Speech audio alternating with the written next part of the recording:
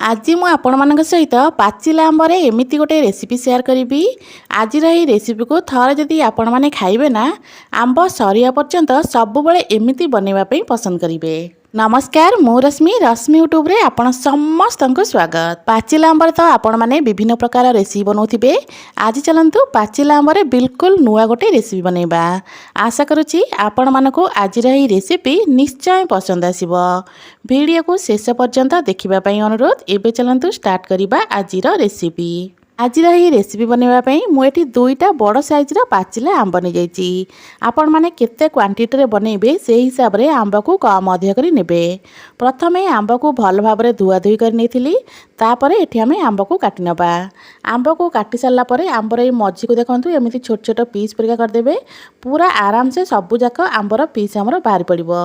तो एठी देख पारथिबे छोट छोट काटी सारला परे पीस उडा केते सुंदर भाव में बाहर जाउची। एबे पीस सब को आमे ए ग्राइंडर जार रे दे दबा। ग्राइंडर जार रे आंबर पीस सब को दे सारला परे आकु आमे पूरा चिकन करी बाटी आनिबा। तो ये देखिपे ग्राइंडर जार रे आंबर पीस सब को मुझे देदेची। एबे चलतु आपको आम चिकन करी बाटी नबा। तो ये देखिपे आंब को पूरा चिकन करी बाटी नहीं। एबे गोटे बड़ बाउल नहीं जावा। से बाउल रे आंबर पेस्ट को आम देदबा। आंबर पेस्ट को दे सारा परे एबे एठी आमे दबा नड़िया कोरा। एठी मो फाळे नड़िया को कोरिकी नेथिली। नड़िया कोरा दे सारा परे एठी आमे दबा गुड़। तो एठी मो खूब कम गुड़ नेथिली जेहेतु आंबटा मिठा ना सेति पई पाखापाखि 2 चामच गुड़ एठी मो नेथिली। ता सहित गोटे चामच दे दबा एठी पान मधुरी आउ गोटे चामच दे दबा कला जीरा। कला जीरा पान मधुरी फ्लेवरटा बहुत बढ़िया आसीबो। ता सहित अल्प टिके लुण दे दबा।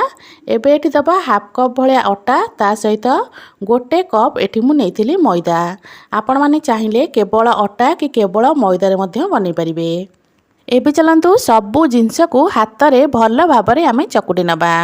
एठी मु कहि रखुची जदि आपण मानको आज रेसिपी भल लगे वीडियो को लाइक करिवे, शेयर करिवे। जदि आपण माने मो चैनल ने नुआ अछंती ताले प्लीज चैनल को सब्सक्राइब निश्चय करनेबे।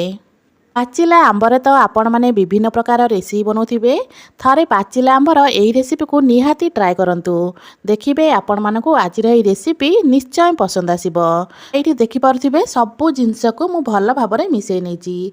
सबु जिंस को मिसई सारला परे आकु आमे केमिति छाणीबा मु एठी आपण मानकु देखै दोची। प्रथमे अल्प बैटर को हाथ रे नेबे ताकु तेल रे एमिति छाणी देबे। एमिति तेल रे देले कोन हबना पूरा गोल गोल शेप रे हमर आसीबो, बिल्कुल भी चेपटा हबनी।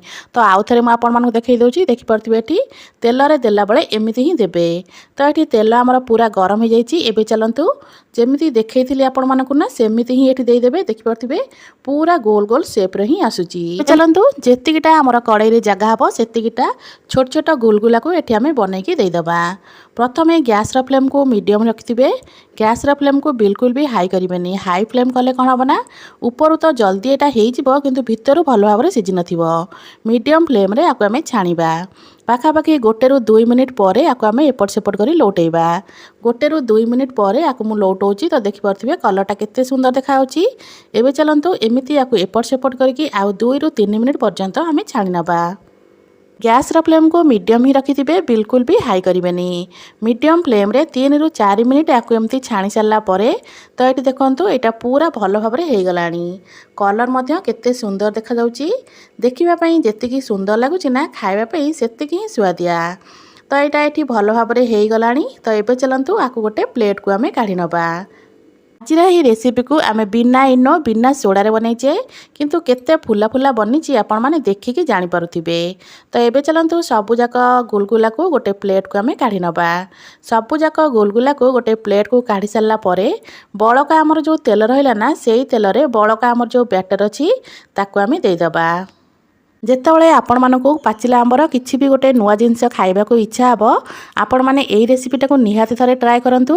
बहुत कम समय मात्र 10 ରୁ 15 मिनिट रे आपण माने एई रेसिपी को बनै परिबे। तो एबे चलंतु सेम प्रोसेस रे सबु जाक गुलगुला को एठी मु देई देइची।